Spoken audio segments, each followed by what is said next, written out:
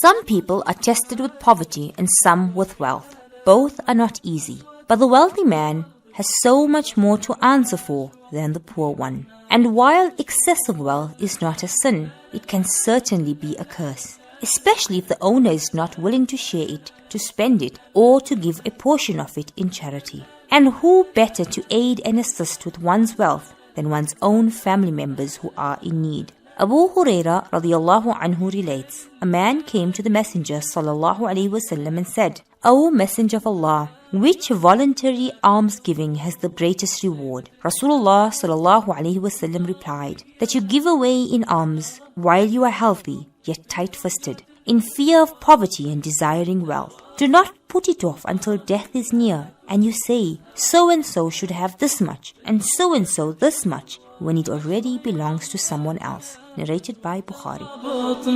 عشوة سعاداتنا نبدأ خطوة بخطوة نبدأ خطوة بخطوة نبدأ خطوة بخطوة أهلا هلا فيكم بالحب نحييكم معكم سعاداتنا في برنامج. Having shared the story of Ash the gangster's murder, Ali Baba composes himself and he and Yahya go for an early morning walk in the neighborhood of Fietas. Ah, good old Fietas. It's as if time stands still in the place, my boy. So much has changed in the world and here also. But it feels the same when Fatima and I first came here. Do you still love it here, Nana? Even without Nani? Why don't you move in with us in Houghton? I could never leave Fietas. This is my home and it's filled with memories of your Nani. Oh wow, it's still standing? Who lives there now, Nana? As downtrodden as it now looks, my heart will always remain here. See that house over there, Yahya? That was Ashraf Ghani's house. Oh, I didn't expect any of his family to still live here. Nana, what happened to Julie and Farouk and Hasan after Ash the gangster was shot? His son Hasan and his wife. Oh, I didn't expect any of his family to still live here. Nana, what happened to Julie and Farouk and Hasan after Ash the gangster was shot? Well, of course, life became very tough for the boys and for Julie. They didn't have a regular source of income since Ashraf had refused to open up his shop at the plaza. They had just about enough money to carry them through Julie's Ida, but things changed drastically after those first 4 months. How did they survive, Nana? It was tough. Poor Farouk. He was the older of the boys, so he had to leave school. He was in matric, but he couldn't complete the year because he had to support his mother and brother financially. Oh no, that's so hard. And what about Hasan? Hasan stayed in school. He even finished matric, but in those days getting a matric wasn't as important as it is today. True, Nana. But Hasan was lucky he had an older brother who could take care of things. He was. Farouk was a strong, determined young man, and he was an excellent businessman from the start. Farouk just had that golden touch when it came to buying and selling things. He could even sell you ice in winter. I'm sure he could. And Nana, what about Julie? Did she continue with Ashraf's political work? I mean, since she was so involved in it all along. Ah, my boy. I wish she had continued with him. Maybe then she wouldn't have fallen into depression. Depression? Was it even a thing in those days? Of course it was, although nobody really knew what to call it or how to treat it. Nowadays there are so many psychologists and therapists and life coaches who can help people with mental illnesses. Back then, people just thought that poor Julie was suffering from a broken heart after losing Ashraf. Lots of people even said she was losing her mind. Couldn't anyone help her though? I'm sure Nani must have. She tried. Yeah, she really did. In the year after Ash was shot, there wasn't a day that your Nani wasn't there with Julie. But the poor woman, she didn't know how to deal with her grief, and your daddy didn't know how to help her either. We came from a small farm town, and we had never seen anyone suffering from such deep despair. Nani would sit by her bedside and try to comfort her or distract her from the thoughts. But Julie used to spend all her time in bed, just looking at the wall and hardly eating anything or talking. As time passed, she slept almost all the time. She couldn't even bring herself to interact with the boys. That's so sad, Nana. It was, my boy, it was. Ashraf's murder was the beginning of the end for Julie.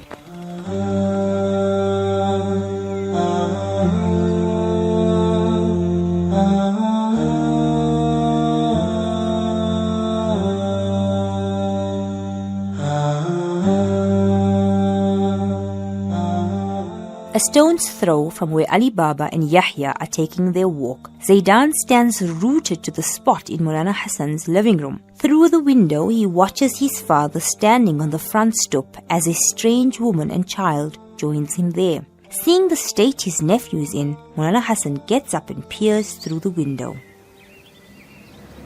Ya Allah! Say, what in the world is your father doing here? I don't know.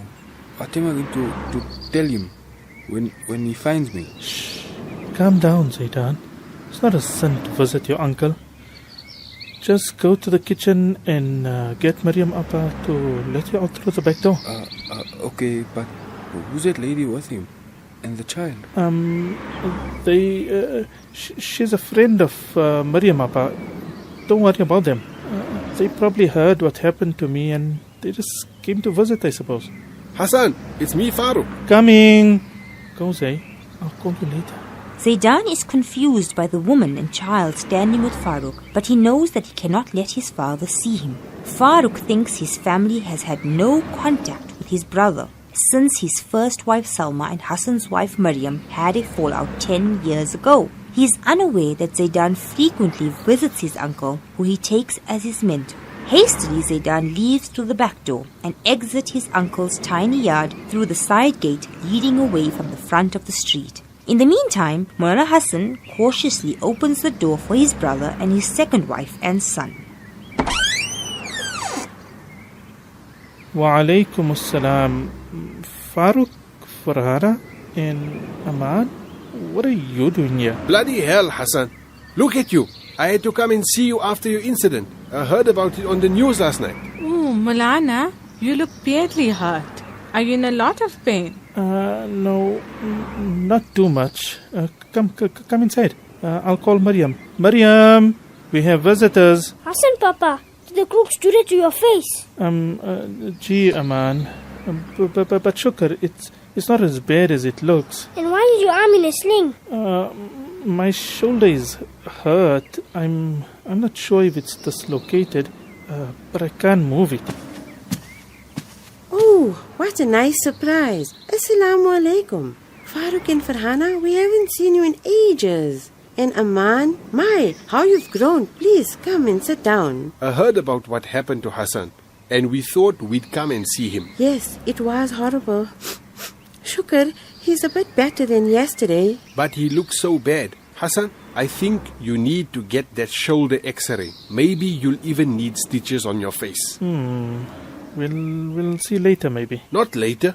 These things need to be seen to immediately. Shouldn't you be taking him to the hospital, Maryam? Yes, but we're waiting for the policeman.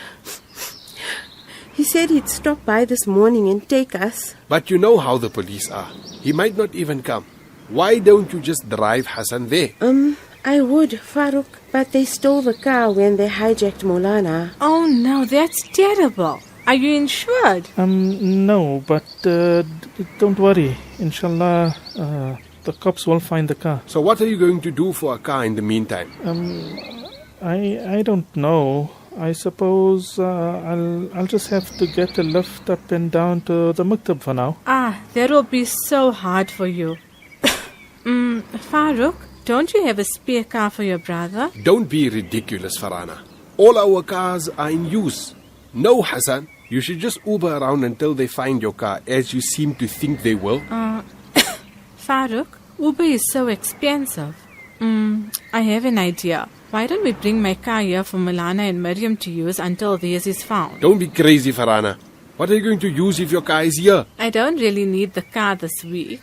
It's not my turn to do school lift rounds. Aman has all his lift clubs sorted for school and madrasa. I think it's a good idea, Ummi. Then at least Maulana can still come and teach at the madrasa every day. Farhana, that's so kind of you. It's really too kind. But I don't think it's a good idea. What? Why not, Hasan? You know how dangerous Fietas is gone, Maryam. What if Farhana's car gets broken into, or even worse, what if it gets stolen? Inshallah, nothing will happen to the car, Mulana. And besides, it shouldn't be a problem because we are insured. Right, Farouk? Farhana, I'm warning you. Just forget about it. This is a bad idea. But Farouk... No! I've made up my mind. Come, let's go. Abruptly, Farouk stands up to his brother's house. Aman and Farhana have no choice but to follow meekly behind. They get into the car and drive off.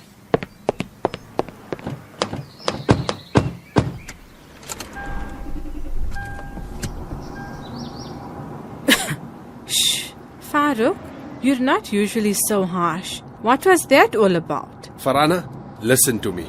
I'm only going to speak once. You and I have been married for 15 years. And we have very little contact with my brother and his wife. You don't really know what type of people they are. Hasan is a real feel-me-sorry. He knows how to play on people's sympathy. If you give him a finger, he'll want the whole hand. But Farouk, he's been through such a tough time. And you can see what hand-to-mouth life they have. We have so much. Why can't we help them out? Charity begins at home, you know. And he's your brother after all. My brother is not my responsibility. I give enough charity as it is. Hasan and I have taken different paths in life. And we each have to walk the path we've chosen. I can't keep giving him handouts. Subject close.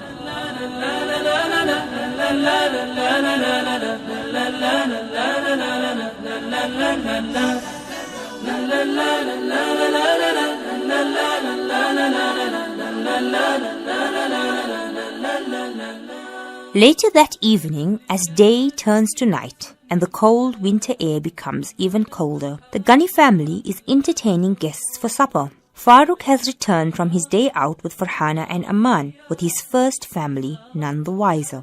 Salma notices that Nazia hasn't come down, so she sends Jarir and Bilal up to call her. Getting no response to their knock on the door, the twins enter their sister's room and notice that it is completely dark. When Jarir switches on the light, he sees the sleeping figure of Nazia lying under her blanket. Nazia, come for supper. Nazia? Nazia, come on. Everyone is here already. Now is not the time to be sleeping. Nazia. Nazi. What's wrong with her, Jar? She's not answering. I don't know. Let me shake her. Naz. Hey, get up, man. Jarir. Oh, flip. Did you see this? Huh? What? This bottle of pills. What is it? It's sleeping tablets. Oh, shucks, what? Oh, no. Do you think Nazia's taking them? Well, the bottle is open and it seems like she can't get up. I think she must have taken some. Oh, man. Oh, no. Do you really think she tried to, overdose herself? What? Why would she do that? I don't know. It's just like I don't know. She said something like she's suffering from, depression recently and... Really? Does Mom know? We need to get her some help. No, I don't think so. But Nazia says she's sorting herself out, so I don't know. Doesn't look like it if she's resorting to sleeping pills. I don't think she overdosed, though, right? Check here. See, the bottle is, still almost full. Fine, then. But what should we do? Mommy is waiting for us to bring her down for supper. I think so. You know what we do? Let's just tell Mommy that maybe she's sleeping or, I don't know, she's tired to join us. Yeah, we have to make a plan. You mean cover for her? Of course, bro. Mom and Dad is gonna go mental. You know, they're gonna go takir if they find out that she's taking sleeping pills. Plus, right now the house is full of people, so Mommy's not gonna make it a scene or, come and check where's Nazia. She'll just, let it slip by. Maybe later. Okay, but we'd better hide that bottle of pills then.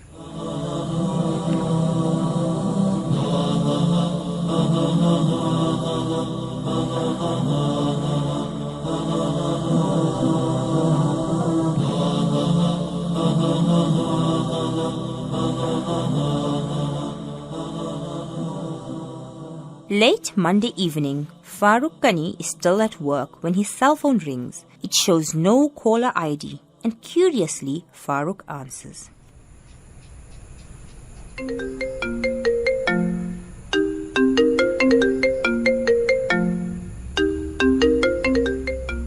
Hello, who is this? Hello. Yes? Who is this? Who I am is not important. It's who you are that is of concern. What the hell? What do you want? Look here. What's this all about? All in good time, Mr. Ghani. All in good time. But I don't understand. What do you want? You don't need to understand anything, Mr. Ghani. Or can I call you Farouk? It is sufficient for now that you know that we're watching you and your family and your wife, your sons, and of course, your beautiful daughter. عشوة شوف العشوة عشوة فيها لمة عشوة تسعد قلبك في برنامج عشوة في برنامج عشوة لا لا لا لا لا لا لا لا لا لا لا لا لا لا